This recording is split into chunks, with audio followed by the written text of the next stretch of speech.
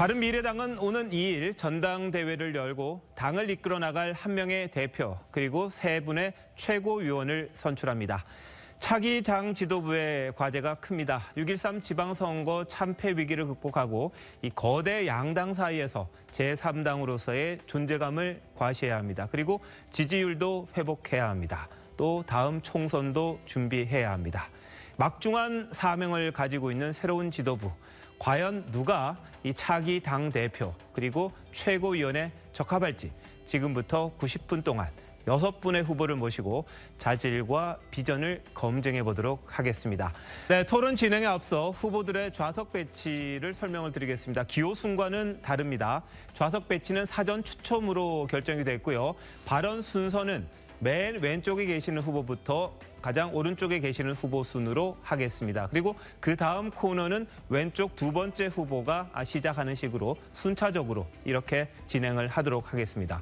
자, 효율적인 토론을 위해 발언 시간 엄수해 주시고요. 주어진 발언 시간을 초과할 때는 마이크를 끄겠습니다. 제가 벨도 누를 겁니다. 자, 먼저 첫 번째 코너, 나는 누구누구다입니다. 본인이 어떤 사람인지 한마디로 표현해 주시고 그 이유를 말씀해 주시면 되는데요. 첫 번째 코너 발언은 맨 왼쪽에 계시는 이 하태경 후보부터 1분 이내로 해주시면 되는데, 자, 자신의 것 올려주셨죠? 자, 하 후보 말씀해 주십시오. 예, 하태경은 이슈 메이커다. 하태경은 시끄럽다. 그렇습니다. 하태경은 시끄럽습니다. 그래서 제가 당대표가 돼야 됩니다. 특활비 폐지, 하태경이 시끄럽게 해서 해냈습니다. 특활비 폐지 1호 법안 제가 발의했고 우리 당 당론을 특활비 폐지로 만들어내어서 국회 실질적으로 특활비 폐지를 했습니다. 지금 우리 당의 당대표는 무게 잡는 그런 군번의 사람이 대표가 되어서는 우리 당 미래가 없습니다. 우리 당은 도전자당입니다. 여야 양당에 싸워서 이겨야 되는 그런 이슈를 선도하는 그런 지도자가 대표가 되어서 이끌어야 우리 당이 승리의 길로 나아갈 수 있습니다. 그에 맞는 적임자가 바로 저 하태경입니다. 네, 10초 남았는데 다 쓰신 거죠? 30초가 아니고 더 남았어요? 아닙니다. 10초 남았습니다. 네, 말씀하신 예, 거 예. 충분히 하신 것 같은데. 예, 다 했습니다. 자, 예. 그다음 손학규 후보 차례인데요. 후보님들은 자신이 어떤 분이라는 거를 앞 후보가 할 때 미리 꽂아주시면 네, 고맙겠습니다. 자, 다음 손학규 후보 순서입니다. 저 손학규 더학입니다. 손학규 통합의 아이콘 아닙니까? 보수와 진보를 통합하고 영남과 호남을 통합하고 젊은 세대와 기성세대를 통합하고 정책의 민심을 통합해왔습니다. 남북의 평화를 더했고 우리 생활에 저녁이 있는 삶을 더해왔습니다. 그래서 정당의 지지율을 더하는 플러스 정치를 하는 바른미래당을 만들고자 합니다. 저 손학규 LG 디스플레이를 만들어서 휴전선을 첨단 산업단지로 바꾸고 판교 디스플레이 단지를 만들어서 첨단 산업을 더했습니다. 네, 손 대표님, 예, 손 후보님 여기까지 하고요. 다음 권인희 후보 차례십니다. 네, 나는 엄마다. 집안이 어려울 때는 가족을 살리는 것은 엄마입니다. 우리는 6.13 선거를 겪으면서 정말 상처를 많이 받았습니다. 지금은 외유 내강의 리더십이 필요합니다. 저는 한국당이나 민주당은 대기업 정당이라고 하고 우리 바른미래당은 벤처 정당이라고 정의를 합니다. 대기업 정당은 망해도 부자가 망해도 3년은 간다고 누가 대표가 되든 상관이 없습니다. 하지만 벤처 정당은 살림 잘하고 목소리 큰 사람 돼야 됩니다. 지금 원하는 것은 진정 나의 권력이 아니라 우리의 성공입니다. 성공을 위해서 모두 힘을 다해야 합니다. 메르켈의 이 말이 저희 마음입니다. 당을 살리는데 우리 모두 힘을 합쳐 모든 힘을 다하고 싶습니다. 네, 다음은 정운천 후보 차례입니다. 된다 정운천 인사 올립니다. 저는 11년 전에는 농민이었습니다. 농업혁명을 일으켜서 농민 출신으로는 농림수산식품부 장관을 지냈습니다. 8년 전에 정치에 입문한 이래 가장 지긋지긋한 지역장벽을 깨야 되는 그러한 신념으로 전주에 내려가서 정말 떨어지고 또 떨어지고 천신만고 끝에 당선이 돼서 선거혁명을 일으켜서 동서통합의 아이콘이 됐습니다. 그 연장선상에서 바른정당과 국민의당의 통합을 하는 주역이 되었습니다.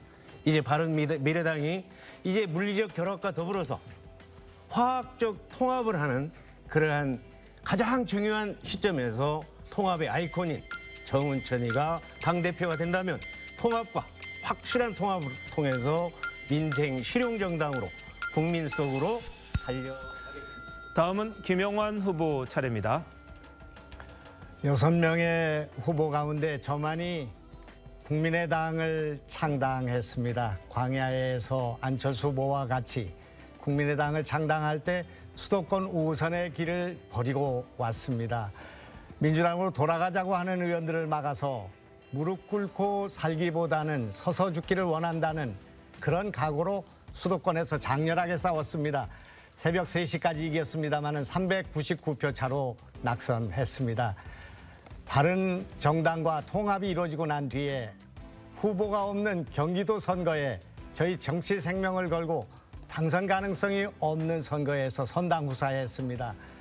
이 당을 제가 만들었습니다. 저는 이 당의 적자이고 종손입니다. 그래서 이 당을 다시 살려야겠다는 생각으로 나왔습니다. 낙선자 위에 이 당을 세우겠습니다. 가시밭길 위에 천막을 치고 낙선자들 일으켜 세우는 정당이 되겠습니다. 네, 마지막 이준석 후보 차례입니다.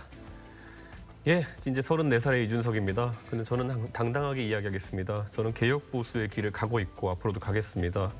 사실 많은 분들이 궁금해하실 겁니다. 젊은 사람이 과연 당대표라는 중책을 수행할 수 있을까? 그렇다면 저는 반문하고 싶습니다. 지금까지 정치권에서 꼭 당대표가 아니더라도 경륜과 경험 있는 그런 정치인들이 과연 국민 여러분들의, 당원들의 마음을 만족시켜줬습니까? 저는 그렇지 못한 부분이 많다고 생각합니다. 저에게 지금까지 많은 분들이 경험을 쌓으라고 했고 경륜을 쌓으라고 해서 지난 7년간 정치권에서 많이 배웠습니다. 근데 정말 제가 경험한 것 중에는 배우지 않고 싶은 것들, 배웠으면 안 되는 것들도 참 많았습니다. 더 이상 제 스스로 제가 가지고 있는 결진 마음과 그리고 의기, 새로운 보수를 만들어 보겠다는 마음이 가시기 전에 한번 중책을 맡아서 제가 당을 개혁시키고 대한민국 정치에 이런 식의 개혁도 가능하구나라는 것을 보여주고 싶습니다. 영국과 프랑스는 이미 국가의 수반이 30대, 40대입니다. 대한민국도 새로운 시도를 해주십시오. 네, 시간들 잘 지켜주셔서 감사하고요. 다음은 또 몸풀기입니다. 이 본격적인 주도권 토론 전에 여러분들의 이 관심을 좀 몰아보고자 저희들이 준비를 했는데요. OX로 푸는 현안입니다. 역시 몸풀기 코너인데, 자, 저희가 질문 3개를 준비를 했습니다. 먼저 후보들께서는요, 이 질문을 듣고 OX를 들어주시고 또 제가 지목하는 후보, 그러니까 3개 질문이니까 한 질문당 2분씩 해서 6분들 다 기회가 가도록 하겠습니다. 1분 이내로 입장이나 의견을 밝혀주시면 됩니다. 네, 첫 번째 OX 정치 현안 질문 드립니다. 9.2 전당대회를 앞두고 독일에 계시다는 안철수 전 바른미래당 대표가 마포에서 포착이 됐습니다. 논란이 좀 커지고 있었는데요. 한간에선 이를 두고 이게 마쿠 정치를 하고 있다, 이런 이야기까지 나옵니다. 질문입니다. 안 전 대표의 출연 마쿠 정치다. 맞다고 생각하시면 O, 아니라고 생각하시면 X인데 본인 생각과 다른 걸 들어주셔야지 시청자들이 볼 수 있습니다. 지금 OX가 양면으로 돼 있으니까요. 잘 판단하셔서 시청자들이 본인의 뜻을 알 수 있게끔 꽂아주십시오. 네. 자, 5분의 후보들은 아니라고 하셨고 이준석 후보만 맞다고 하셨는데, 일단 순서대로 가면 손학규 이제 후보 순서이기 때문에 손 후보님, 왜 마쿠 정치가 아니라고 생각하시는지 1분 동안 말씀해 주십시오. 안철수 대표는 일단 정치를 떠나 있습니다. 이분이 엊그저께 미래에 나타나서 어떤 분을 만났다고는 하지만 아마 출국을 앞두고 가까운 분들 만난 것이 아닌가 싶습니다.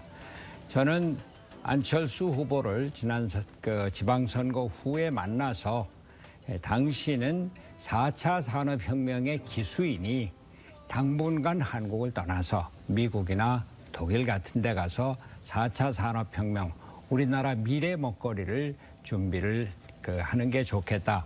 미국은 오랫동안 있었으니 인더스트리 4.0으로 세계적인 경쟁력을 갖고 있는 독일에 가서 세계를 보는 것이 좋겠다. 이런 제안을 했습니다. 이분이 정치를 떠나서 자신을 반성하고 그리고 미래를 준비하는 그런 성찰의 기회를 가질 것으로 압니다. 네, 시간 잘 맞춰주셨고요. 자, 그럼 반대되는 유일한 분이니까 이준석 후보에게 1분 기회를 드리겠습니다. 말씀해 주시죠. 네, 아마 시청자분들께서는 보시면서 과연 이 상황에서도 많은 국민들이 하고 있는 판단과 다른 후보들이 하고 있는 판단이 다르다는 걸 보실 겁니다. 정치 현상이라는 건 있는 그대로 전달하는 정치인들이 솔직한 겁니다. 사실 지금 안철수 전 대표가 마포의 과거에 손학규 후보를 지원하기 위한 그런 당직자들의 모임이 있었다는 아주 안 좋은 어떤 의혹이 있는 그런 장소에서, 동일한 장소에서 박지원 최고위원과 만났다. 그리고 그 안에서 있었던 이야기가 무엇인지 공개도 잘 안 되는 상황 속에서 결국 많은 국민들은 또다시 지난번 지방선거 때 잘 기억하실 겁니다. 노원병과 송파을에 공천을 개입하려고 그러면서 선거를 완전 망가뜨렸던 그 기억을 다시 떠올릴 겁니다. 지금 제가 이렇게 물을게요. 예전에 김대중 대통령께서 대선 패배하신 다음에 영국에 공부하러 가실 때 갈 때까지는 비자고 뭐고 해가지고 한 달도 안 걸렸습니다. 한 달 정도 딱 걸렸는데 2달이 지난 시점에 딱 하필이면 전당대회 하는 주까지 한국에 있어야 된다는 것은 무엇을 의미하는 것인지 잘 아실 테고요. 그것을 국민들은 알고 있는데 왜 다른 후보들은 모르시죠? 네, 여기까지 하겠습니다. 네, 시간이 지나서 제가 끊었습니다. 네, 5분은 X, 한 분만 O여서 이렇게 다른 의견을 보여드린 거고요. 두 번째 정치 현안 질문 드리겠습니다.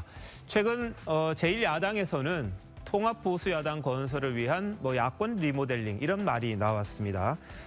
지금 바른미래당도 하나의 대상이 될 수도 있고 주체가 될 수도 있는데 이 지지율이 조금 떨어지는 상황 그리고 존재감을 더 키워야 하는 바른미래당 입장에서 자 질문 드립니다.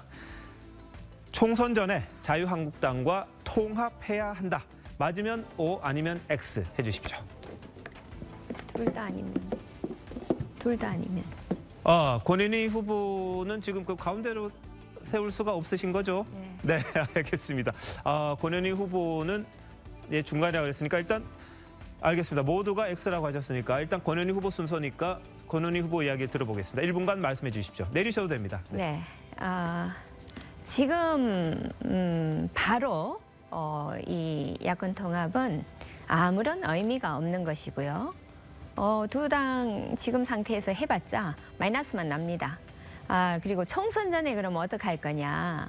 이건 정계 개편하고 관련이 있습니다. 지금과 같은 소선거구제에서는 이번에 6.13 그 지방선거 보셨지만 제3당으로는 당선되기 어렵습니다. 그렇기 때문에 그 전에 어떤 결단을 해야 될 필요가 있을 수 있습니다. 하지만 정계 개편을 해서 중선거구제로 바뀌었을 때는 상황이 좀 달라집니다. 그때는 제3당도 나름대로 열심히 하면 충분히 좋은 결과를 낼 수 있기 때문에 그 상황을 보고 그런 판단을 해야 될 것 같습니다. 네, 알겠습니다. 시간 남았는데 잘 활용해 주셨고요. 다음은 정운천 후보께서 이 부분에 대해서 아니라고 하셨으니까 왜 아닌지 말씀해 주십시오. 저는 지금까지 30여 년 동안 프레임으로 갇혔던 보수와 진보의 진영 논리, 그다음에 경상도와 전라도로 통칭되는 영호남의 지역 갈등, 이게 둘과 씨줄과 날줄이 되어서 정치가 해왔습니다. 그런 결과 싸움만 하고 국민을 바라보는 게 아니라 권력만을 쟁취하는 그런 정치 시대가 되었습니다. 그럼 바른미래당은 그러한 걸 뛰어넘습니다. 보수와 진보의 진영 논리를 뛰어넘고 그다음에 동서통합, 다시 얘기하면 경상도, 전라도를 뛰어넘어서 새로운 미래 시대를 열어가야 합니다. 그렇다면 자유시장 경제 체제를 확실하게 정립하고 자유민주주의 경제 그리고 한미동맹을 확실하게 자리매김해서 대한민국의 새로운 미래를 열어가는 민생 실용정당, 다시 얘기하면 국민 속으로 달려가는 민생 실용정당을 만들어서 오히려 외부에 있는 그런 당에 있는 분들이 네, 시간이 됐습니다. 네. 말씀 잘 들었습니다. 자, 그러면 마지막 세 번째 현안 질문 들어가겠습니다. 트럼프 대통령이 오는 27일 예정됐던 이 폼페이오 국무장관의 방북을 전격 취소했습니다. 미국 관계가 6.12 싱가포르 회담 이전으로 돌아가는 게 아니냐라는 분석까지 나오고 있는데요. 미국 관계가 지금 난기류인 현 시점을 전제로 질문드립니다. 남북 정상회담 9월 안에 해야 한다. OX로 좀 들어주십시오.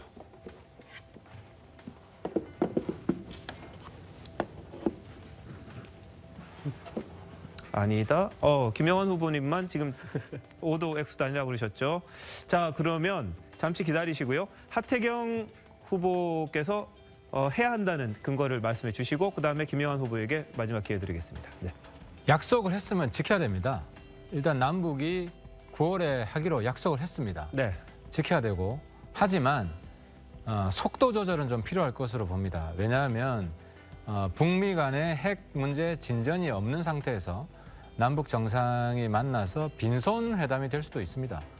사실 핵 문제가 풀리고 유엔 제재가 어느 정도 완화되기 시작해야 남북 간의 경제 협력을 비롯한 여러 가지 교류가 활성화될 수 있습니다. 그런 면에서 청와대는 백악관과 좀 더 긴밀히 협의를 했으면 좋겠고요. 9월 안에 하더라도 시기적으로는 9월 말로 네. 좀 늦추는 것이 현명하다고 생각합니다. 하지만 시간은 약속을 최대한 지키되 내실 있는 합의할 내용이 있는 성과가 있는 회담이 돼야 되기 때문에 제일 중요한 것은 미국과 긴밀히 협력하고 소통을 해야 되고 네, 여기까지 듣겠습니다. 자, 김영환 후보님 O도 아니고 X도 아닌데 어떤 네. 의견이신지요? 좀 정지 작업이 필요하다고 생각합니다. 또 준비가 필요하다고 생각해서 오늘 이 순간에 해야 된다, 하지 말아야 된다 이렇게 결정을 내리는 것은 성급하다 이렇게 생각합니다. 우선은 우리가 남북 정상회담이 지금 2번 있지 않았습니까? 또 앞으로 여러 차례 계속될 텐데 남북 정상회담보다 못지않게 중요한 것이 한미 간의 공조라고 생각합니다. 비핵화가 아직 불안전한 상황 속에서 한미 공조가 흐트러지는 가운데 남북 정상만이 만나는 것은 의미도 없을 뿐만 아니라 한미 간에 그런 앙금이 생길 수 있는 그런 소지가 있기 때문에 우선 미국과의 긴밀한 협조가 필요하고 정지 작업이 필요하고 비핵화에 대한 어떤 진전이 있는가 하는 것을 검토해 가면서 이 남북 회담을 진행해도 늦지 않다 이렇게 생각합니다. 그러나 비핵화를 위해서 필요한 그런 운전자의 역할을 위해서 필요하다면 그것도 생각해 볼 수 있기 때문에 상황을 좀 더 지켜봐야 한다 이렇게 생각합니다. 네, 시간 잘 지켜주셨습니다. 네, 이렇게 각종 현안에 대해서 6분 후보님들의 다양한 생각 그리고 입장차 들을 수 있는 그런 시간이었습니다. 자, 이제 본격적인 토론입니다. 주도권 토론 시간인데요. 이번에는 한 후보가 일정 시간 질문과 답변에 있어서 이 주도권을 쥐는 그런 시간입니다. 주도권 가지신 분이 최대한의 재량을 가질 수 있는 그런 코너입니다. 주도권 가진 후보께서는 최소한 2분 이상에게 질문을 하셔야 됩니다. 4분 동안이긴 합니다만 4분 동안은 이제 마음대로 주도권을 가지고 질문을 끊으셔도 되고 뭐 본인 이야기를 해도 되는데 본인도 질문을 너무 주장처럼 하시면 안 되겠죠. 상식적으로 다 보고 있을 테니까 그런 점 감안하시고요. 또 너무 길면 앵커가 재량으로 끊을 수도 있습니다. 자, 한 질문과 답변 가급적 1분 이내로 해주시기 부탁드리고요. 아까 순서에서 보면 정운천 후보 다음으로 이제 김영환 후보님부터 이제 상대 후보 지목하셔서 이 본격적인 주도권 토론 시작하도록 하겠습니다. 자, 김영환 후보부터 시작하시죠. 간단한 4분간입니다. 하나만 이준석 후보에게 예. 여쭤보겠습니다. 네, 시작했습니다. 박근혜 대통령 정부가 예. 다 잘못한 것은 아니라고 생각합니다.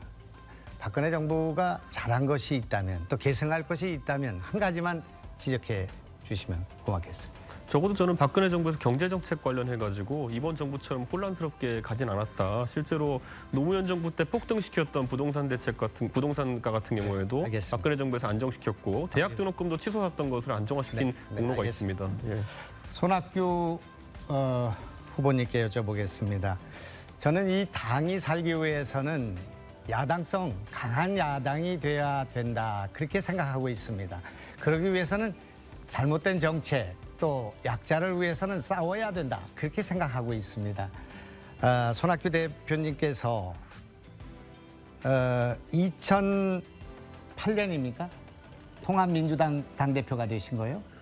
그렇죠? 2008년이죠. 예, 맞습니다. 되셨을 때 그 다음날 이해찬 의원께서 탈당을 했습니다. 예. 손학규 후보의 정체성 같은 것을 문제 삼으면서 탈당을 한 적이 있죠. 기억나시죠? 예. 그리고 선 대표님께서는 민주당은 물론이고 또 자유한국당의 원조가 됐던 신한국당에도 오래 계셨고요. 이제 그렇기 때문에 아까 말씀하신 것처럼 통합하는 데는 조금 일가견이 있으실지 모르겠지만 지금 이것과 잘못된 노선과 싸우는 문제, 민주당의 잘못된 노선, 또 자유한국당의 잘못된 노선과 싸우는 것, 또 자유한국당과 차별성을 만드는 문제, 그리고 민주개혁당의 개혁 경쟁을 해야 되는 그런 입장에서 보면 여태까지 살아오신 삶이나 그 족적이 싸우기가 어려운 조건에 있는 거 아닌가 이렇게 생각을 하는데 어떻게 생각하십니까? 당시 이해찬 후보와 몇 분들이 탈당을 하셨습니다. 마음이 아팠습니다. 그러나 그분들이 저를 당 대표로 추대했었습니다. 그 전에 대통령 선거에서 제가 열심히 운동을 했고요. 저는 그것이 지금 우리 잘못된 것을 위해서 향해서 또 어려운 사람들을 위해서 싸우는 것과는 아무런 상관이 없다고 생각을 합니다. 네, 알겠습니다. 시간 때문에 저희는 다당제 제3당 정치혁명을 위해서 목숨을 걸었습니다. 지난 총선에서. 그래서 제3당을 하기 위해서는 지금 중대선거구제 선거구제 개편에 낙선자는 물론이고 당원들이 우리 당론으로 이걸 결정하고 있는데 지난 토론에서 보면 이 중대선거구제 문제에 대해서 생각한 적이 없다 이렇게 말씀하셨죠? 네, 그렇습니다. 그래서 대표께서는 후보께서는 제3당 정치혁명을 해서 우리가 정계 개편을 해서 자유한국당과 경쟁을 해서 민주당과 다투는 그런 정권을 잡을 수 있다는 그 생각에 대한 생각은 없으시고 민주당과 연정, 연합 또 자유한국당과 통합 이런 방법 말고는 정권을 교체할 방법에 대한 보관을 갖고 있지 못하신 거 아닌가. 다당제에 대한 생각이 없는 거 아닌가 하는 그런 생각을 갖습니다. 저는 우리나라 정치의 미래를 먼저 생각합니다. 우리가 중대선거구라고 해봤자 지금 우리 당의 당세로는 한 명도 당선이 안 됩니다. 이번 지방선거에서 보셨습니다. 기초의원 3명, 4명짜리에서도 전국적으로 10몇 명밖에 안 됐습니다. 중요한 것은 대표성을 확보할 수 있는 연동형 비례대표제로 다당제를 확보하고 거기서 제왕적 대통령제를 극복해 나가는 것이 우리의 과제다 이렇게 생각합니다. 네, 시간이 다 됐습니다. 두 번째 순서 이제 이준석 후보님이 주도권을 쥐시고 2분 이상의 후보들에게 질문할 수 있는 그런 기회입니다. 자, 시작하시죠. 예, 손학규 후보님께 여쭤보겠습니다. 제가 이번에 정당 개혁 공약, 사실 다른 분들은 정당 개혁 공약을 잘 안 내시더라고요, 당내 선거인데요. 그래서 제가 낸 공약에 대해서 한번 여쭤보겠는데요. 제가 여성위원회, 장애인위원회, 청년위원회 이런 당내 위원회들을 발전적으로 해체하자는 것을 공약으로 냈는데 정당 경험이 풍부하시다 보니까 손학규 대표님께 한번 여쭤보고 싶습니다. 지금까지 정당에 많은 직위를 하시면서 혹시 여성위원회, 장애인위원회, 청년위원회에서 정책을 위반하거나 한 것이 기억나는 게 하나라도 있으시면 말씀 주시겠습니까? 여성위원회는 활발하게 했고요. 장애인위원회도 활발하게 했습니다. 제가 민주당의 대표할 때 박은식 의원 장애인을 비례대표로 영입을 해서 장애인 활동을 아주 활발하게 하고 입법도 여러 가지 했습니다. 아니 제가 그 비례대표나 이런 걸 얘기하는 게 아니라 위원회 활동에 대해서 말씀드린 것이고요. 왜냐하면 이 질문 드리는 이유는 실제 청년들 같은 경우에는 청년위원회라는 정당 내 조직에 대해서 뭔지도 모르겠고 거기 들어가서 어떻게 자기가 커리어를 키울 수 있는 건지도 모르겠고 하는데 방금 전에 어떤 정책을 만들었냐 여쭤봤는데 기억이 안 나시나 봐요? 아닙니다. 아니 상대당에서 만약에 누가 성추행 사건 일으키면 나가서 여성위원회가 성명 내고 이런 거 말고 정책 말씀드리는 겁니다. 그런 것들이 다 훌륭한 정책이고요. 청년위원회가 꼭 정책도 많이 만들지만 청년을 조직화해서 정치화하는 것 이것도 아주 중요한 그 정당의 과제입니다. 지금 그 말씀하신 청년위원회 기능이라는 건 저희가 야인 시대에서 옛날에 봤던 거 아닙니까? 보면 자유당 청년위원회 같은 그런 그렇지 시스템을 않죠. 말씀하시는 것이지. 그거는... 제가 그래서 솔직히 경험이 많으시니까 여쭤보는 게 청년위에서 어떤 활동을 하는 걸 지켜보셨습니까? 제가 그걸 뭐 지금 여기서 구체적으로 기억을 하지 못하지만 청년 여성 장애인이 정책 활동에서도 적극적인 활동을 했고 또 조직 활동에서 당의 중요한 근간이 된다는 것은 그게 우리가 다 아는 겁니다. 하나가 기억나기 힘들다는 게 정말 지금까지 정당 역사가 참 오래됐는데 다들 무슨 의미인지 아실 겁니다. 그리고 제가 한번 김영환 후보님께 여쭤보고 싶습니다. 지금 보면 선거 과정에 있어가지고 뭐 안심 논란을 비롯해가지고 뭐 일부 당직자들의 아주 불공정한 선거 개입 행위들이 지금 제보가 많이 들어오고 있습니다. 오늘 특히 박주원 최고위원 같은 경우에는 사실상 손학규 후보의 캠프로 이렇게 당원 명부가 책임 당원 명부가 유출되었다 그런 의혹을 제기했는데요. 이런 의혹이 사실이라면 이번 선거에 대해서 어떤 입장을 취해야 될까요? 중대한 문제가 제기됐다고 생각합니다. 이렇게 된 것은 우리 손학규 후보께서 안심 논쟁을 타고 대표가 되려고 한 데서 문제가 제기됐다고 생각합니다. 안철수를 끌어들인 것입니다. 그게 더 중요한 문제라고 생각하는 것은 사무총장을 포함한 당직자들이 특정 후보하고 같이 이 줄을 서가지고 그래서 당권을 잡으려고 하는 무리한 생각을 가졌기 때문에 이거는 선거 과정에서도 공정성 문제가 돼서 지금 컷오프 과정에서 여론조사 문제가 제기되었고 끝나고 나서도 부작용이 생길 수 있는 거기 때문에 이런 안심 논란은 계파 정치의 연장이고 그렇게 해서 국회의원을 줄을 세우고 하는 이렇게 해서 당권을 잡아도 어떻게 이 당을 살릴 수 있겠나 이렇게 생각하기 때문에 알겠습니다. 절대로 있어서는 안 되는 예. 문제라고 생각합니다. 제가 또 우리 정치개혁 공약 낸 것 중에 이제 정치인들도 어느 정도 적성평가를 보게 하겠다. 사실 아주 비유적인 표현이긴 하지만은 그만큼 국민들이 정치인의 자질에 대해 가지고 이제 고민하고 있다는 이야기인데 손학규 후보님께 여쭤보겠습니다. 지금 현역 정치인들이 과연 국민이 만족할 만한 수준의 트렌드를 쫓아가는 그런 정치인들이라 생각하는 건지 왜냐하면 최근에 보면 뭐 MS 오피스를 어디서 사느냐 이런 논란을 보면서 청년들은 좀 웃고 있는 상황이거든요. 어떻게 생각하십니까? 물론 그 정치인들이 청년들의 새로운 세태를 다 따라가지 못하는 것들이 있을 겁니다. 그러나 우리 바른미래당이 얼마 전에 특활비 폐지를 앞장선 것 이런 것도 이 우리 시대가 모든 것이 그 정치 자금이나 또 국회 운영이 투명해야 된다, 공정해야 된다 그것을 반영하는 네, 시간이 다 됐습니다. 예, 말씀 충분히 하신 것 같고요. 이제 토론이 점점 격렬해지는 것 같습니다. 자, 세 번째 순서는 이제 하태경 후보님께서 주도권 주시고 4분 동안 토론 시작하시죠. 예, 먼저 우리 손 후보님 질문을 드리겠습니다. 제가 먼저 내용은 그렇습니다. 우리 당이 지금 지지율 5 내지 7%입니다. 이대로 가다가는 총선 전에 없어질 가능성도 있습니다. 우리 당은 응급 처방이 필요하고 그러기 위해서는 변화와 혁신을 이루어낼 수 있는 그런 당 지도부 구성이 필요합니다. 근데 어쨌든 경선을 하면 1등 있고 2등 있고 뭐 그런 건데요.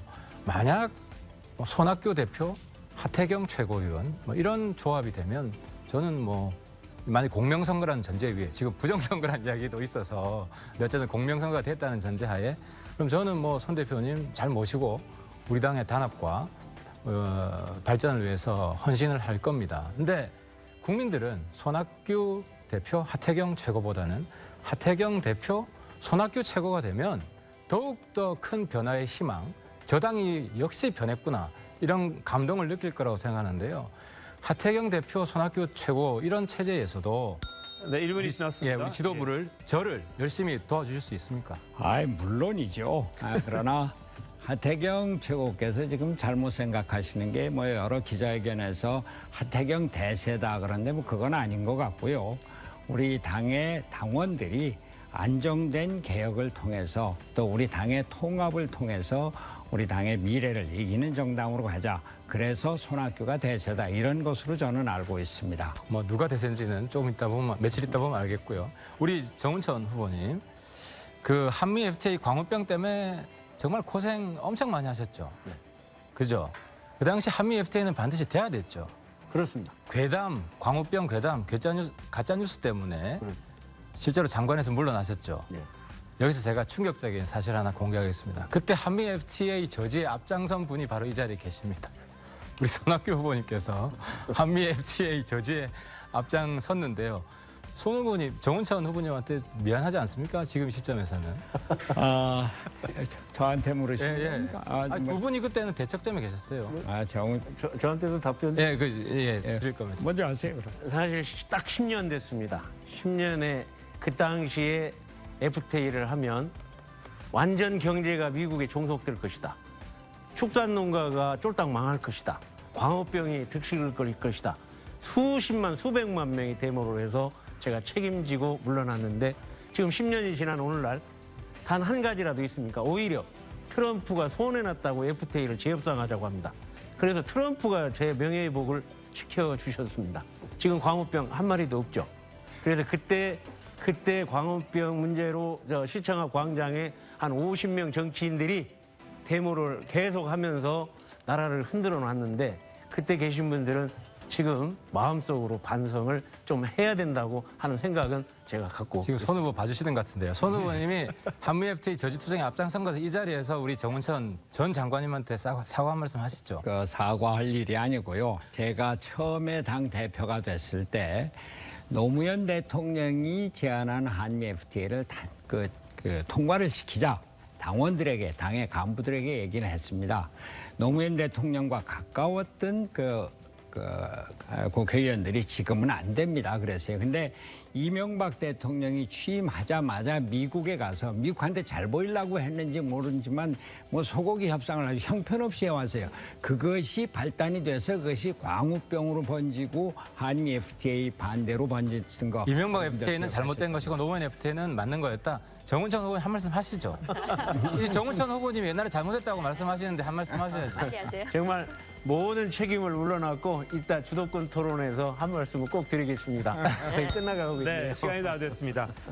네, 이제 손학규 후보님 상대 후보 지목해서요. 질문 4분간 해주십시오. 예, 김영환 후보께 먼저 말씀드리겠습니다. 오늘 허위검 특검 팀이 수사기간 연장 없이 일정을 공식적으로 종료했습니다. 수사 결과 발표에서 김경수 지사가 킹크랩 시연을 직접 보았다는 디지털 기록이 남아있다. 이렇게 얘기를 하면서도 1993년 이래 13번의 특검 중에 유일하게 수사기간 연장을 포기를 했습니다. 여기에 대해서 어떻게 생각하시는지 말씀을 좀 해주시죠. 정말 국민들을 우습게 보는 결정이라고 생각합니다. 특검이 있었지만 제가 들은 바로는 특검이 스스로 기간을 연장하고 수사를 포기하는 일은 이번에 처음 보는 일입니다. 유권 무죄구나. 권력이 있기 때문에 무죄로 가고 있구나. 안희정 지사 사건, 이번 이 사건을 보면서 앞으로 지금 다루고 있는 이재명 사건도 저렇게 되지 않을까 하는 불안감을 갖고 있습니다. 권력에 대해서 독립적이고 추상 같아야 할 검찰이 특히 특검조차도 저렇게 꼬리를 내리게 된다면 국민들이 어떻게 공권력을 믿을 수 있겠는가 이렇게 생각하고요. 네. 절대 잘못된 일이라고 생각합니다. 예, 드루킹 댓글 조작 사건, 이것은 민주주의의 근간인 여론을 조작하고 조직적으로 왜곡한 대단히 중요한 사건입니다. 대선에 영향을 직접 미쳤습니다. 이 특검이 굳이 더 이상의 조사가 필요하지 않다, 적절하지 않다. 이걸 어떻게 믿겠습니까? 그 특검도 그 권력한테 이렇게 약해서야 어떻게 우리가 특검을 해나갈 수 있겠느냐 이 말씀입니다. 김경수 그렇죠, 송인배 그렇죠, 백원우 비서관 이런 사람들 권력 실세들을 앞에 놓고 조사를 회피하는 살아있는 권력에 굴복하는 특검. 앞으로는 이런 일이 없어져야 할 것이라고 생각합니다. 우리 권은희 의원께 여쭙겠습니다. 제가 권은희 의원께 그동안 그 질문을 별로 안 드려서 어제 그저께 이해찬 더불어민주당 대표가 취임을 했습니다. 강한 민주당을 표방을 하고 문재인 정부가 민주당 정부다. 철통같이 단결해서 문재인 정부를 지키자. 이렇게 강력한 리더십을 갖고 나왔는데 여기에 대해서 우리가 어떻게 대응해야 할지 권 의원님 말씀을 좀 듣죠. 강력한 리더십에는 강력하게 대응하면 안 됩니다. 저처럼 유연하고 소프트하게 대응을 해야 됩니다. 우리 손학규 후보님, 이해찬 대표하고 아주 정치의 인생을 같이 걸어왔는데 그 사이에서 강력한 대척점 여러 번 있었습니다. 그렇지만은 저는 강한 것은 소프트한 것이 이깁니다. 예. 아주 지혜롭게 우리, 극복하겠습니다. 예. 우리 이해찬 대표가 협치를 요구를 하면서 또 뭐 연정을 얘기하고 5당 대표회담을 요구를 했어요. 여기에 대해서는 어떻게 대응을 하시겠습니까? 협치가 어떤 협치냐 여기에 따라 달라질 것 같은데요. 예를 들어서 뭐 선거제도 개편이다 아니면은 헌법 개정이다 이런 것들은 적극 협치를 해야 됩니다. 하지만은 지금과 같이 일자리 문제라든가 경제 문제라든가 이런 부분들은 우리가 야당으로서 파이팅 해야죠. 네네. 중요한 건 협치는 대통령이 주체가 돼야 됩니다. 이해찬 대통령은 문재인 대통령을 설득을 해서 소득주도 성장과 같은 정책 기조를 바꾸는 데 노력을 해야 될 것이다. 이렇게 네, 생각합니다. 시간이 다 됐습니다. 죄송합니다. 자, 5번째 순서 이 권은희 후보님 상대 후보 지목하셔서 4분간 주도권 토론하시죠. 네, 오늘은 마지막이라서 제가 많은 분들에게 좀 질문을 하고 싶습니다. 그러니까 답을 너무 길게 하지 말고요. 좀 짧게 해주시기 바랍니다. 제가 우연히 지난 대선 전 한 16년 말 정도 되는데요. 뭐 언론사에서 이제 만든 대권 식당 메뉴라는 걸 봤습니다. 혹시 김영환 후보님 혹시 보셨습니까? 못 봤습니다만. 그걸 못 보셨어요? 거기에 이재명 후보는 어떤 음식에 비유되어 있을까 한번 그냥 추측해서 얘기해 보십시오. 제가 이재명 후보하고 다투기는 많이 다퉜는데 음식까지는 좀 파악을 못했습니다. 그렇습니까? 네, 거기에 이재명 후보가 햄버거로 나와 있어요. 그리고 토가 달려있는데 뭐라고 그러냐? 쉽고 맛있게 먹을 수는 있는데 먹고 나면 별로 몸에 안 좋답니다. 인스턴트 나쁘죠. 우리 손학규 후보님께 묻겠습니다. 김영환 후보가 사회 정의를 위해서 이재명 지사와 어려운 싸움을 지금 하고 있는데요. 민주당 전대에서 김진표 후보는 이재명 지사를 출당시켜야 된다고 그랬고 이해찬 후보는 감사 안 왔습니다. 결론적으로 이해찬 후보가 이겼는데요. 이재명 지사가 페북에 쓴 걸 보면 단결했다, 도와줬다고 합니다. 만약에 이재명 지사가 지금 우리 바른미래당이라면 손학규 후보님은 어떤 걸 택하시겠습니까? 저는 이재명 지사 개인적으로는 얘기하고 싶지를 않습니다만 그러나 여러 가지 소위 추문 사건에 연루돼 있는 경기도지사 김진표 쪽이냐 이해찬 쪽이냐 이걸 네. 그러니까 이재명 지사를 안을 거냐 출당시킬 거냐 여기에 대해서 출당은 모르겠습니다만 이재명 지사가 이 문제에 대해서 분명하게 해명을 하고 책임질 거 책임져야 한다고 생각합니다. 네, 어쨌든 그 많은 그룹을 표를 끌어오진 않겠다. 네, 그렇게 알겠습니다. 손 후보님은 혹시 무슨 음식으로 비유됐는지 아세요? 여기 토가 달려있는데요. 이 정도 웃고 못 넘기면 대권 주자 자격 없다 이렇게 돼 있습니다. 손 후보님은 무슨 음식 비교됐는지 아세요 혹시? 글쎄요, 된장찌개일까요? 아닙니다. 더덕입니다. 맞는가요? 더덕. 만덕산 더덕이요. 예. 근데 토가 어떻게 달려있냐 하면요. 산에 아무리 오래 있어도 산삼은 안 된다. 식감은 비슷할 듯 이렇게 돼 있습니다. 근데 너무 실망하지 마십시오. 요즘 유전자 편집 기술이라는 게 있어서 더덕도 산삼으로 변할 수는 있습니다. 근데 주변에 이물질이 있으면 썩어버립니다. 이물질이라는 건 십상시나 주변에 있는 그런 사람들입니다.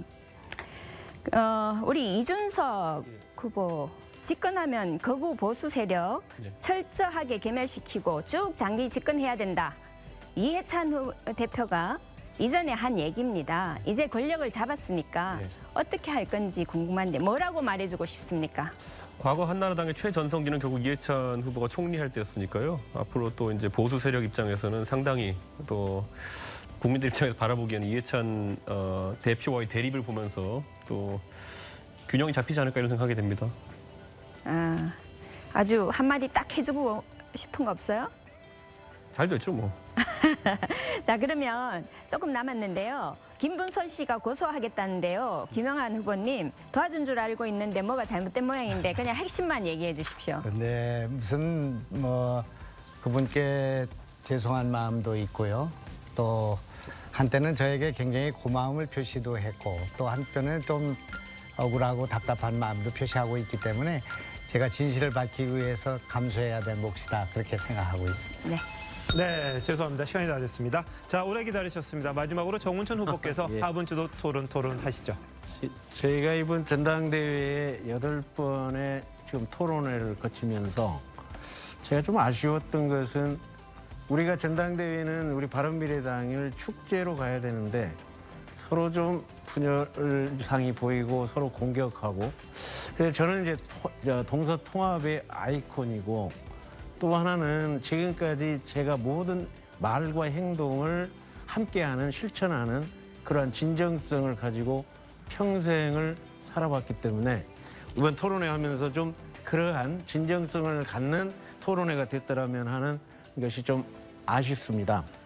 아까 하태경 후보께서 그러한 저희가 10년 전 농식품 장관으로 억울하게 그냥 매국노로 몰려서 모든 책임을 안고 물러났는데 10년이 지났습니다. 10년이 지났는데 그때 사실이 아닌 허위로 그렇게 데모를 하고 하는 정치인들이 한 분도 지금 사과하는 분이 없습니다. 네, 정 후보님 1분이 지났는데 네. 질문해 주시죠. 예. 그래서 우리 권은희 후보님한테 저한테? 권은희 네네네네네. 쭉 질문을 해주신다는데 저한테는 안 해주셨는데 왜 저는 빼셨습니까? 조금 이따 드리겠습니다. 네. 예, 저는 사실 그래서 지금 우리나라 먹고 사는 문제, 그 문제 토론 또 한 번 하겠습니다. 10년 전 광우병을 생각하면서 문재인 정부의 탈원전을 생각하게 됐습니다. 허위에 의해서 탈원전이 지금 진행되고 있는데 전번 불과 일주일 전에 국제 원자력 학회에서 탈원전이 아니고 원전이 전 세계의 시장이 지금 증가하고 있다고 이렇게 하고 있는데 권은희 후보님 좀 그거 들으셨습니까? 네, 그 보셨습니까? 기사는 못 봤는데요. 예. 지금 원전을 안 하겠다던 뭐 여러 나라에서 다시 원전으로 돌아서고 있는 것은 제가 알고 있습니다. 그렇습니다. 네. 지금 그 사고가 났던 미국, 일본, 러시아가 지금 현재 다시 원전을 시작하고 있는데 우리는 가장 최고의 원천 기술을 갖고 있음에도 불구하고 지금 탈원전으로 가고 해서 그 에너지 정책이 엉망이 되고 있는데 혹시 한전 사장이 7월 1일 날 두부값이 콩값보다 훨씬 싸졌다 하고 넋두리를 했습니다. 그 내용이 무슨 뜻인 것 같아요? 제가 읽어보진 않은 것 같은데요. 아마 에너지 원가를 얘기하는 것 같습니다. 그 내용을 보니까 네. 놀라운 일이에요. 작년에 한전이 상반기에 1조 2,500억의 흑자를 냈는데 이번 상반기에 1조 1,500억이 적자가 났습니다. 합계로 해서 차이를 보면 2조 4천억이거든요. 근데 왜 그러냐 했더니 이 원전을 탈원전으로 가다 보니까 석탄하고 LNG 값을 수입하는 원가가 3조 원. 원자력으로 줄어드는 게 1조 원. 그래서 완전히 원가가 2조 원이 늘어나기 때문에 결국은 한전의 그러한 원전 가격을 올리지 않으면 원가가 높아서 콩값을 사는데 훨씬 많이 들어간다. 그런 뜻이었거든요. 네. 그러면 결국 이 돈이 그러면 어디 하늘에서 내려옵니까? 이 돈은 정 후보님 한 네. 분 이상, 그러니까. 2분 이상이니까요. 다른 분에게 질문 네, 부탁드리겠습니다. 네. 이 돈은 어떻게 해야 되겠어요?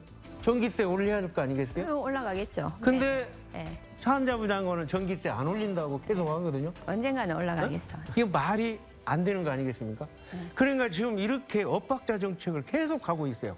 그래서 국민들이 지금 불안해하고 있습니다. 이 문제는 광우병 때처럼 너무 허위에 휘둘리지 말고 이제는 국민들도 지금 원전을 확대해야 된다고 하고 있으니까 정부 정책이 바꿔줘야 된다고 생각하는데 맞습니까? 네, 맞습니다. 철저하게 분석하고 검토해서 바꿔야 됩니다. 네, 시간 다 됐고요. 자, 정운천 후보님 지금 처음이라서 그러신지 모르겠는데 2명 이상에게 질문하셔야 되는데 너무 예, 예. 권은희 후보님에게만 아니, 기회를 많이 주셔가지고 그랬습니다. 다른 후보님들이 아니, 좀 섭섭해하십니다. 아무도 질문을 안 하고 또 질문했는데요. 네네. 다음 두 번째 주도권 때는 두 분 네, 이상에게 네, 알겠습니다. 해주시면 좋겠고요. 자, 첫 번째 주도권 토론 잘 들었습니다. 여기서 잠시 열기를 식히고 이 무풀보다 악풀 코너가 이어지는데요. 굉장히 재밌을 겁니다. 참 한번 보시죠.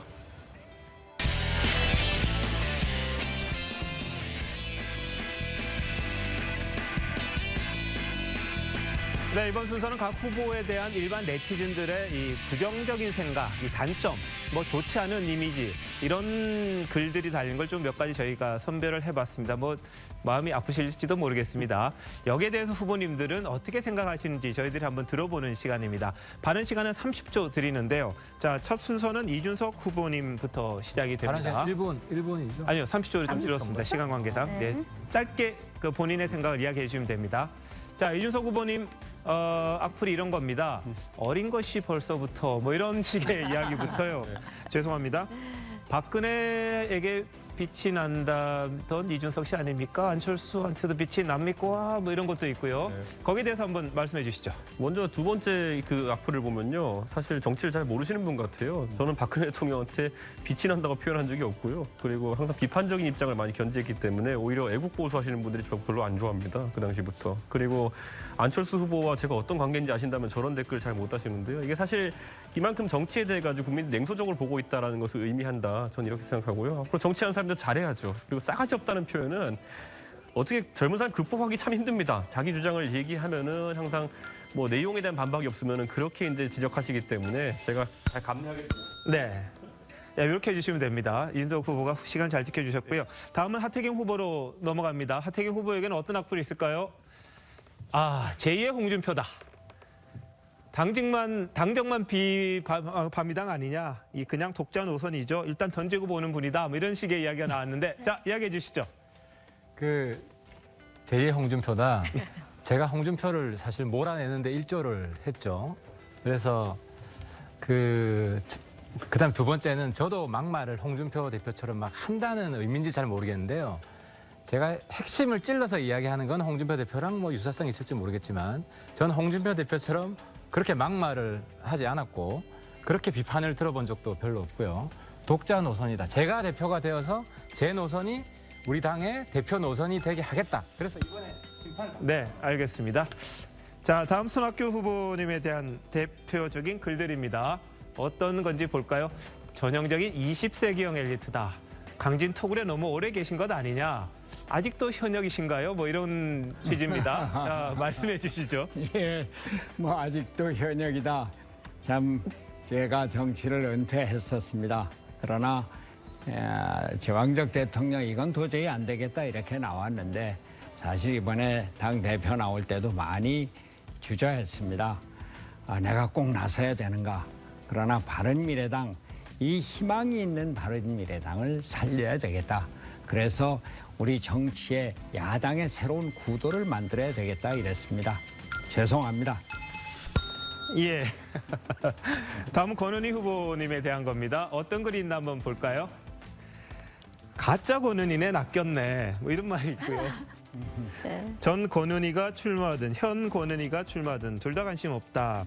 유승민계 권은희 뭐 이런 식의 이야기가 있습니다. 자, 권 후보님 입장 말씀해 주시죠. 네, 우리 참 공교롭게도 권은희 광주의 권은희 의원이 이전에는 다른 당이었는데 지금 대구의 권은희하고 같은 당이 됐습니다. 그래서 이제 거기는 현역이기 때문에 헷갈릴 수가 있다라고 하는데 사실 뭐 우리가 그래서 문자를 보낼 때는 밑에 동명이인이라는 내용을 붙여서 보냈고요. 근데 어쨌든 저는 앞으로 우리 권은희 의원하고 친하게 지낼 겁니다. 이 동서화합을 우리가 앞장서겠습니다. 네. 다음은 정운천 후보님 순서입니다. 정운천 후보님에게는 어떤 글이 달렸을까요? 광우병 집회 당시 농림부 장관이다. 이분은 지역구 때문에 차라리 무소속이 낫지 않겠느냐. 정운찬인 줄 알았다. 뭐 이런 이야기가 나오는데 예, 한번 이야기하시죠. 광우병 때 정운찬 총리가 굉장히 힘이 들었죠. 저 이름이 비슷하다고 해서. 근데 정말 광우병 때 농식품 장관 맞습니다. 모든 책임을 안고 물러났습니다. 그리고 거의 지금까지 10년 동안 저는 어떤 일의 직업에도 들어가지 않고 정말 전주에서 지역장벽 깨자고 온몸을 던져서 지역장벽 깨고 선거혁명으로 입성한 지 정치 소년이 됐습니다. 이만큼 했으면 네. 마지막으로 김영환 후보님입니다. 어떤 글이 있나 한번 또 보겠습니다. 네, 김부선 아니면 할 거 없지 않나. 정치 감각이 제로다. 뭐 그다음에 개인사까지 들쳤다 이런 내용입니다. 자, 김영원 후보님 이야기해 주시죠. 정말 억울한 평가라고 생각합니다. 제가 이 이재명 사건과 관련해서 지적한 것은 형을 정신병원에 넣으려고 한 문제, 조폭과의 관련된 문제, 성남 공무원 1,000명이 불법 선거에 관여한 문제, 또 성남 FC에 160억이라는 돈을 이렇게 강제 모금하여서 했던 문제, 이런 문제를 제기했습니다마는 저것만 불구하게 됐기 때문에 참 억울합니다. 네. 자, 김영원 후보님 말씀하신 거는 이제 정치적인 주장이라는 점, 이 개인적인 의혹이라는 점을 말씀을 드리고요. 아직 사실 확인이 안 된 부분이니까 저희들이 그 부분에 대해서는 김 후보님의 개인적인 의견으로 인정을 하겠습니다. 네, 뭐 조금 불편하셨을 수도 있는데 다들 즐겁게 받아주셔서 감사합니다. 이 무풀보다 악풀, 그러니까 관심을 받는 게 아무래도 정치인의 그 입장이니까 이런 코너를 한번 마련해 봤습니다. 자, 이번에는 앞서 진행했던 것과 같은 방식입니다. 주도권 토론 두 번째입니다. 같은 형식으로 주제는 상관없습니다. 2분 이상.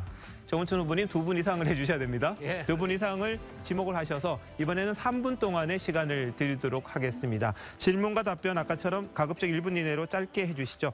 자, 첫 번째 순서 아마 하태경 후보님부터일 것 같은데. 정말? 자, 예, 하태경 후보님 주도권 토론 시작해. 예, 저는 아까 홍준표 대표랑 비유 한 말씀만 더 드리면 홍준표 대표는 막말이지만 하태경은 직언입니다.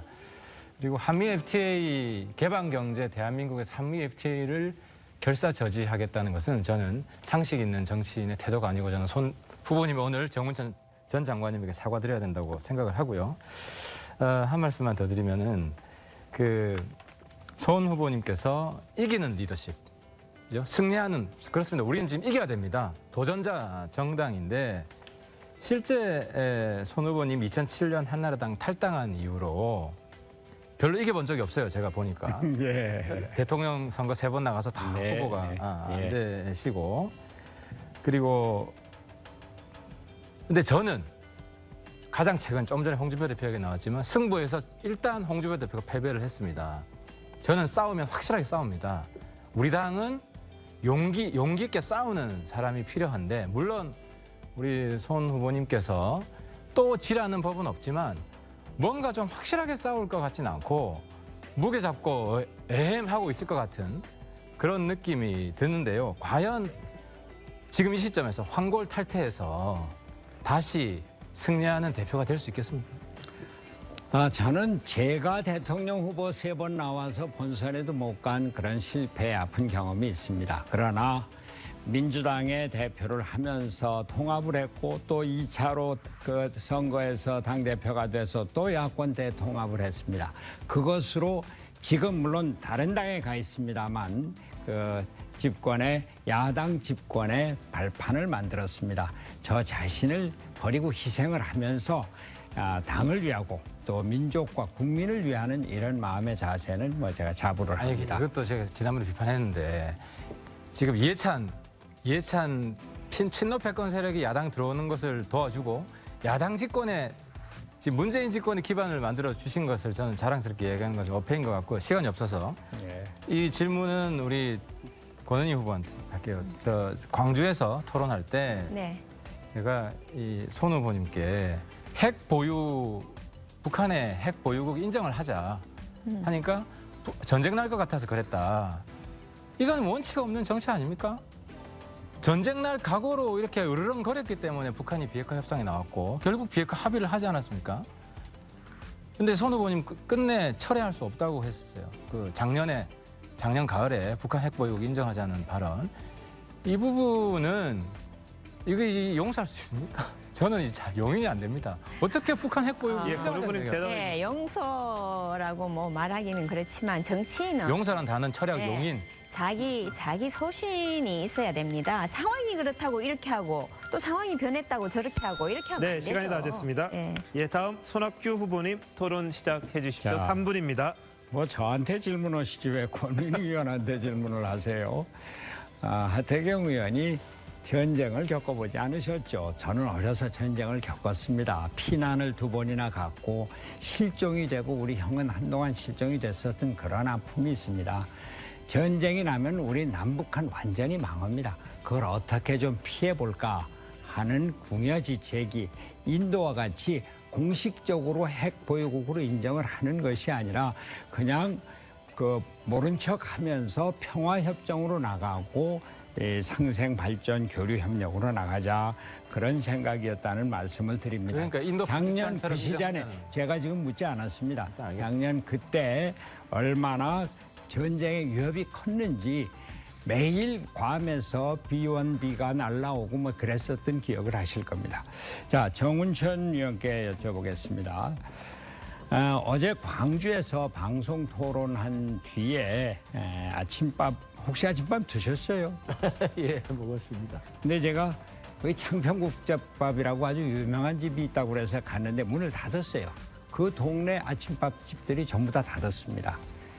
최저임금으로 도저히 그리고 그 근로시간 단축으로 감당을 못해서 토요일, 일요일은 문을 열지 않는다고 합니다. 그런데 장하성 정책실장이 어제 기자회견을 해서 이 소득주도 성장을 강행을 하겠다 이렇게 얘기를 했어요. 여기에 대해서 어떻게 생각하십니까? 지금 장하성 실장의 소득주도 성장은 우리나라의 자유시장 경제 체제를 완전히 망가뜨리는 겁니다. 모든 시장은 시장 중심은 시장에 있는 거고 어떻게 정부에서 감나라 콩나라를 전부 다 하는 겁니까? 다시 말하면 소득주도 성장의 대표적인 최저임금, 근로시간 단축, 비정규직 제로화 이런 걸 그냥 뚝딱 한 거예요. 이게 다 필요하지만은 속도, 시간 조절, 그다음에 절차, 순서까지 촘촘하게 해가지고 국민의 피해가 최소화될 수 있도록 생산성을 전제로 한 것이었다면 좋았는데 이거 뚝딱 해가지고 지금 엄청난 피해가 입혀지고 오히려 일자리 만든다고 해놓고 일자리는 완전히 일자리를 뺏기는 정책으로 지금 가서 우리 소상공인들한테 엄청난 피해를 주고 있는 거 이거 빨리 바꿔야 합니다. 말이 안 되는 거죠. 지금 대통령은 여당의 영상 축사를 통해서 소득주도 성장 더 추진해야 한다. 이해찬 대표도 소득주도 성장, 또 장하성 실장도 소득주도 성장. 그것으로 우리 경제가 망하고 서민들은 실업에 빠지고 있는데 거기에 통계청장을 이유 없이 경질을 했어요. 이런 정치는 안 되고 대통령, 제왕적 대통령의 피해를 여기서도 보게 됩니다. 네, 손 후보님도 뭐 질문 하나밖에 안 해주셔서 좀 그렇습니다. 자, 다음은 권은희 후보님 두 분에게 가급적 해주시면 좋겠습니다. 시작하시죠. 네. 우리 하태경 후보님께 질문하겠습니다. 소득 주도 성장이라는 것이 소득 양극화를 없애자고 하는 거 아닙니까? 그런데 부익부 빈익빈 현상이 더 지금 나타나고 있습니다. 왜 이런 현상이 나타난다고 생각합니까? 그 질문 하길래 제가 하고 싶은 이야기가 있는데요. 정부는 네, 간단하게요. 장 통계청장을 자를 게 아니라 음. 장 정책실장을 먼저 잘라야 됩니다. 선수가 경기에서 졸전을 해서 점수가 지금 엉망으로 나왔는데 그 선수를 질책하는 게 아니라 그 점수를 채점하는 통계청장을 자르는 이런 어처구니 없는 일이 벌어졌어요. 네, 알았습니다. 제가 학원 하는 친구가 가르쳐 주더라고요. 자기는 영향이 하나도 없을 줄 알았다. 그런데 그 애들 운전해주는 기사가 이 임금이 오르니 장기 근속자, 자기 학원의 장기 근속자들이 임금 차이가 별로 안 나서 그 사람들을 다 올려줄 수밖에 없었다. 이렇게 이제 얘기를 하더라고요. 지금 우리 장하성 실장 얘기를 했는데 모든 경제 지표가 나빠지고 있습니다. 근데 장하성 실장은 시간이 더 필요하다고 합니다. 1년 성적이 이 정도인데 3년 뒤에는 어떻게 될까요? 우리 정운천 그러니까 근본 첫 단추가 잘못된 거예요. 시장이라는 건 시장에서 규제 개혁하고 노동의 유연화를 하고 혁신 성장을 통해서 지금 일본, 미국, 프랑스 할 걸 다 그렇게 가는데 어떻게 다 망한 베네수엘라 방법을 지금 찾고 있는지 도저히 이건 근본적으로 검증되지 않은 소득주도 성장을 3년 뒤에 어떻게 될 것 같아요? 3년 뒤에. 지금 망가져서 이거 큰일 났어요. 3년 뒤에 이미 더 망가질 것 같다? 자유시장 경제가 무너질 것 같아요. 알았습니다. 장관 하셨으니까 정책 하나 내면 잘못됐다, 잘못돼도 잘못했다 하기가 참 어려운 모양입니다. 대통령이 되면 자의 또는 타의로 타의에 의해서 반성이 별로 없고 고집불통이 되고 가고 있는 것 같은데요. 박근혜 정권과 문재인 정권 누가 더 고집셉니까? 제가 보기에는 지금까지 패권 정치, 또 지역 장벽에 의한 갈등 정치, 또 진보 보수 갈등 정치 이런 것이 그거를 패권을 만들어 가지고 제왕적 대통령제 하에서 또 예를 들어 문재인 정권이 다른 정권이 오면 또 똑같을 겁니다. 그래서 우리 손학규 대표님 말씀이나 저나 완전히 그러한 승자 독식의 소선거구제를 개편해서 중대선거구 연동형 이준석 비례대표제로 후보한테 해야 한다. 얼른 물어볼게요. 통계청장 잘렸는데요. 예. 왜 바꿨고 뭐라고 얘기해주고 싶습니까? 저는 결국엔요, 과거에도 이명박 정부에서도 그런 통계가 잘못됐을 때 좀 욕을 먹더라도 지키면서 정부가 더 잘하겠다는 입장을 밝히며 본 적이 있는데 이번 정부 입장에서는 정말 뼈 아픈데 다른 방법이 없는 것 같습니다. 왜냐면 노조나 이런 통계청장 거 잘못한 거 있습니까? 전혀 없죠. 전혀 없죠? 예. 네. 네, 여기까지 하겠습니다. 자, 네 번째 순서 정운천 후보님 3분 동안 주도권 토론해 주십시오. 저는 실물 경제한 사람으로 지금 현재 정책 중에 가장 아픈 게 지금 산업의 쌀이 뭡니까? 에너지입니다. 우리 하태경 후보님, 우리가 지금 바른미래당이 가장 잘한 게 특활비 폐지죠. 네. 그거 잘 주장하셨고 두 번째 제가 주장한 게 뭐였냐면 수출을 한다고 전 세계 시장 600조 시장의 최고의 원천 기술을 갖고 있는 게 우리 원전 기술입니다. 다시 말하면 원자로 APR 플러스. 근데 이거를 우리가 수출 전략지구로 지정하자 해서 우리 바른미래당 지도부가 실질적으로 경북 영덕까지 가서 그 지역을 수출 전략지구 촉구 결의안을 냈는데 우리 현역으로는 우리 하태경 후보님 계시죠. 정말 거기에 잘하셨고요. 대해서 좀. 문재인 정부가 전 세계로부터 비웃음 받는 정책 중에 하나가 원전 수출하겠다면서 국내에 있는 원전은 다 없애는 정책입니다. 국내 원전 다 없애면서 수출하겠다고 하니까 전 세계가 비웃고 있는데요. 우리 정운천 후보님께서 이 문제는 더더욱 이슈를 부각시켜서 문재인 정부의 이런 정말 어처구니 없는 에너지 정책을 좀 바꿔주시기 바랍니다. 정말 저는 답답한 게 꼭 이거는 말씀드리고 싶습니다. 2007년부터 2015년까지 2,357억 원을 들여가지고 차세대 원천 기술, 최고의 원천 기술을 개발을 했습니다. 그 개발한 것은 지금 현재 그 바라카 원전보다 공기를 3년에서 5년에 3년 땡기고 거기에 대해서 공기를 땡기고 그다음에 안전도를 10배로 올리고 또 중단됐을 때 3일 이상 돌아가게 하고 이러한 완벽한 최고의 원천 기술을 지금 백지화시켰습니다. 이거를 수출 전략지구로 만들어서 세계 시장으로 나간다고 하면 정말로 우리나라의 원천 기술인 삼성전자의 전자기술하고 또 우리 원천 기술인 원자로 기술을 통해서 전 세계 600조 시장까지 나갈 수 있는데 이러한 거를 지금 백지화시켜 놓고 있습니다. 우리 손학규 후보님, 예. 지금 이 에너지 전환 이렇게 해서 문제가 심각하게 일어나고 있는데 에너지 정책에 대해서 좀 이건 에너지는 산업의 쌀이기 때문에 엄청 중요하다고 생각하는데 좀 말씀. 저는 원래는 친환경 에너지가 중요하다. 친환경 에너지로 발전시켜야 된다. 이렇게 생각을 했습니다. 그리고 제가 몇 년 전에 독일에 가서 보고 우리도 탈원전으로 에너지 정책을 해결할 수 있겠다. 이렇게 생각을 했는데요. 막상 보니까 우리나라 원전이 세계 최고의 기술을 갖고 있고 수출 품목이고 앞으로 4차 산업혁명 새로운 기술을 만드는데 기초가 될 것 같아서. 그 정도 됐습니다. 예. 됐고요. 제가 마지막으로 얘기하면 그 원전하고 지금 전 세계의 태양광 에너지, 신재생 에너지 믹스를 두 가지로 한다면 우리 태양광은 우리 농민들하고 접목해서 우리 농촌의 태양광에서 난개발을 개발하고 우리 농민을 살릴 수 있는 방법도 하나 네, 있습니다. 여기까지 하고요. 자, 5번째 순서입니다. 김영환 후보님 3분 동안 주도권 네. 토론해 주십시오. 질문이 없어서 우리 이준석 후보에게 묻겠습니다. 경제의 최종 성적표는 일자리 같습니다. 그렇죠? 성장률 뭐 이런 것도 있습니다만. 근데 지금 일자리 참사가 일어나지 않았습니까? 네. 이제 그렇게 돼서 청와대에 일자리 상황판 다시 가동해야 된다. 없앴는지 모르겠습니다만 저는 그렇게 생각하는데 어떻게 생각하세요? 꺼놨겠죠. 지금 볼 수가 꺼놨을까요? 없겠죠. 자기들이 해놓은 참사를 놓고. 그리고 제가 봤을 때는 일자리 문제 같은 경우는요. 지금 이번 정부가 쓸 수 있는 정책적 수단이 많음에도 불구하고 지난 정권들에 대한 걸 너무 많이 부정해놨기 때문에 예를 들어 근데 환율도 그렇고 일자리 여러 문제 가지, 예. 조금 이따 또 말씀드리겠습니다. 일자리 문제와 관련해서 2017년, 2018년 2년 동안 투자한 예산이 54조 2천억 정도 됩니다. 이런 막대한 예산을 투자를 했는데 일자리가 지난 7월 달에 5천 명밖에 증가하지 않은 그런 하여튼 10년 만에 최악의 상태를 맞지 않았습니까? 이거 54조, 그동안 우리가 많이 얘기했던 4대강에 20조 썼다고 엄청 문제가 됐고 자원 개발에 몇십 조가 날라갔다고 우리가 거론했는데 앞으로 이거 청문회감 아닙니까?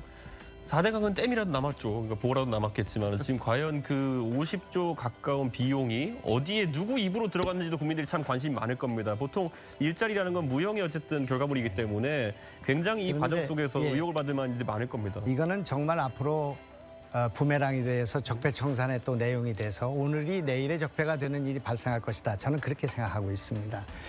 이번에 통계청장을 교체한 거, 고용참사, 소득참사가 일어나고 난 뒤에 전격적으로 통계청장을 교체를 했는데 임기가 2년인데 아직 남아있는 사람 아니겠습니까? 이거는 중대한 일이라고 생각합니다. 이거는 앞으로 어떤 통계청의 자료가 나와도 바뀐 통계청장이 발표하는 것을 우리가 믿을 수 없는 그런 상태가 될 수도 있지 않겠습니까? 그렇죠. 그래서 참으로 이거 우픈 일이라고 웃기기도 하고 슬프기도 한 그런 일이라고 생각하는데 어떻게 생각하십니까? 안 그래도 그래서 저희가 이제 토론 들어오기 직전에 그 통계청장 사임하신 황 통계청장이 인터뷰를 하셨더라고요. 본인이 잘못한 일이 무엇인지 모르겠다는 취지로 하셨는데 네. 만약에 이번 정부 내에서 본인들의 경제 정책 실패를 덮기 위해 가지고 네네, 알겠습니다. 통계 조작을 시도한 네네. 것이라면은 당장 시간이 청문회 없어서 들어가야죠. 우리 하태경 네. 의원께 말씀드리겠습니다. 지난번에 그 이재명 지사와 관련해서 성남시에서 있었던 부정선거 문제를 발표하셨죠? 지난번에 네네. 그 내용을 조금 설명해 주시겠습니까? 그게 공무원들을 이용해서 댓글 조작을 한 겁니다. 공무원 댓글 부대를 활용한 겁니다. 실제로 저희 사무실에 그 기자회견 하고 난 다음에 그분은 그 성남시 산하 공공기관 직원분인데 제가 그 일을 당했습니다. 해서 지금 제보가 들어오고 있습니다. 그래서 좀 더 수집을 해서 이재명 시장의 그 공무원 댓글 조작 이 부분은 좀 더 사건이 커질 것 같습니다. 네, 여기까지 하겠습니까? 네. 자, 마지막 6번째 순서 이준석 후보님 3분 동안 주도권 토론해 주십시오.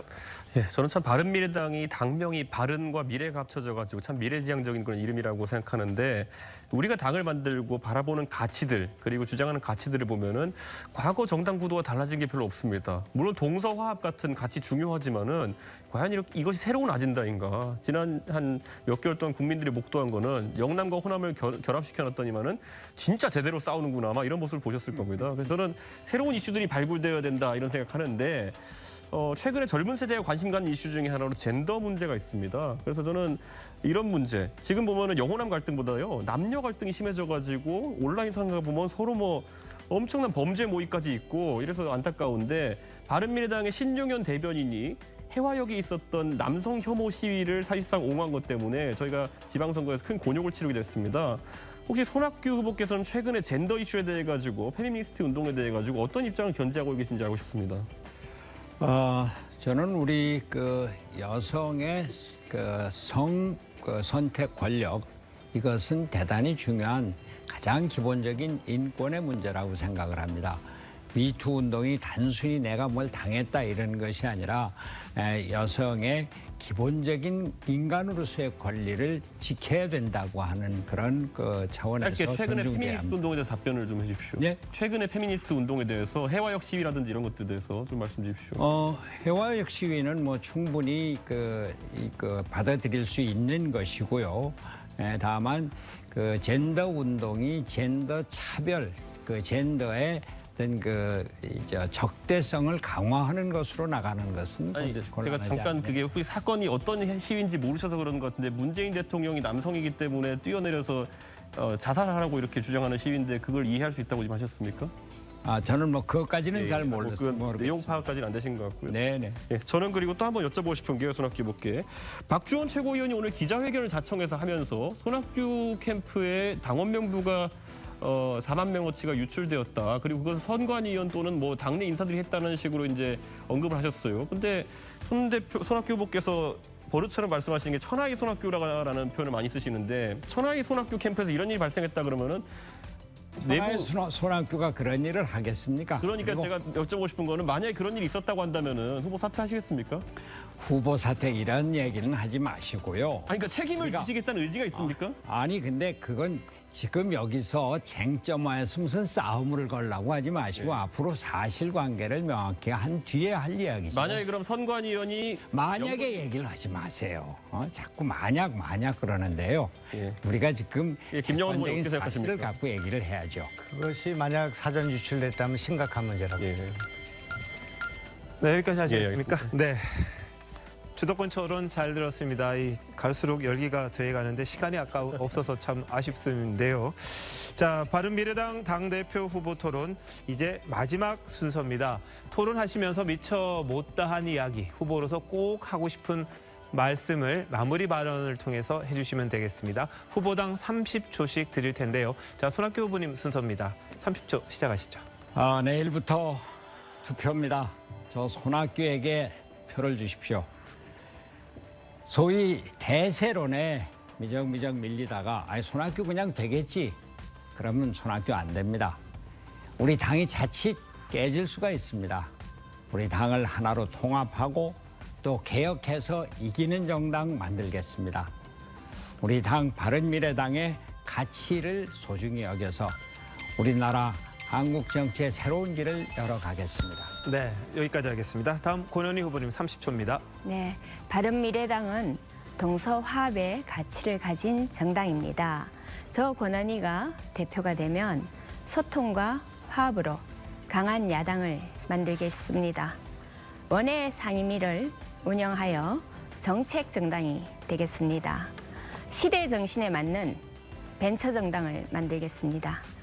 따뜻한 카리스마, 권한희가 답입니다. 바른미래당 새 판을 짭시다. 후보님들 수고하셨습니다. 네, 다음 정우천 후보님. 제가 전주에서 알다시피 지역장벽 깨겠다고 7년, 8년간을 떨어지고 또 떨어지고 그래서 선거혁명으로 당선돼서 동서통합의 아이콘이 됐습니다. 바른미래당 통합하는 데도 주역이 됐습니다. 이제 정말 화학적 결합을 통해서 동서통합정당, 민생실용정당을 만듭니다. 제가 전주에서 된다, 꼭 된다를 외쳤는데 여기서 한번 해드리겠습니다. 된다, 꼭 된다. 여러분 모든 일이 꼭 네, 네, 고맙습니다. 자, 김영환 후보님 30초입니다. 이변을 만들어야 삽니다. 바꿔야 삽니다. 변해야 산다고 생각합니다. 절체절명의 위기에 있습니다. 그동안 국민의당을 만들고 바른정당을 위해서, 바른미래당을 위해서 사실성이 냈던 적자 김영환을 선택해 주십시오. 싸우지 않고는 존재감을 부각시킬 방법이 없습니다. 우리는 정의를 위해서는 정의당보다 더 열심히 싸워야 하고 잘못된 정책에 있어서는 진보보다 더, 그리고 보수보다 더 열심히 싸워야 합니다. 네, 다음 이준석 후보님 순서입니다. 예, 시청자 여러분, 방송 보시면서 이준석 그래도 정치 잘 배워왔다고 느끼실 겁니다. 지금 이제 여기 경륜 흉보하신 후보들과 맞서면서도 제 할 말을 했고요. 저는 제 성향이 보수 성향임을 드러내는 것을 주저하지 않을 정도로 솔직하게 임했습니다. 앞으로 정치하면서 더 솔직하고 할 말은 하는 그런 정치인이 되겠고요. 이번 선거에서는 저희 바른미래당에도 이제 30대 정치인 정착해서 대한민국 정치를 한번 20년은 젊게 만드는 그런 선택을 모두 해주시길 부탁드리겠습니다. 대한민국 정치 여도 야도 아니고 이제 젊어져야 됩니다. 네, 자, 마지막 하태경 후보님 30초입니다. 예, 우리 당은 과거가 아니라 미래로 가야 됩니다.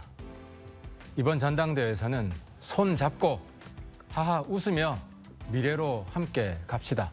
우리 당은 민주당과 다릅니다.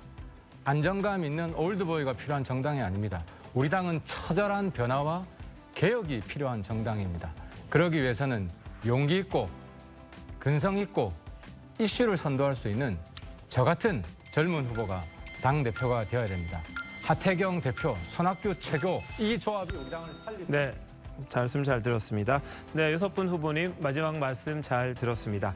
네, 여기서 잠깐 바른미래당 전당대회 투표 방법 그리고 일정을 소개해드리겠습니다. 온라인 투표는 내일 28일부터 29일까지 진행이 되고요. ARS 투표는 31일부터 다음 달, 그러니까 9월 2일까지 진행이 됩니다. 보다 자세한 일정과 방법 지금 보시는 화면 내용 확인하시면 됩니다. 네, 오늘 바른미래당 당대표 선출 합동 토론에 참여해 주신 후보 여러분들 감사합니다. 여기까지 하겠습니다.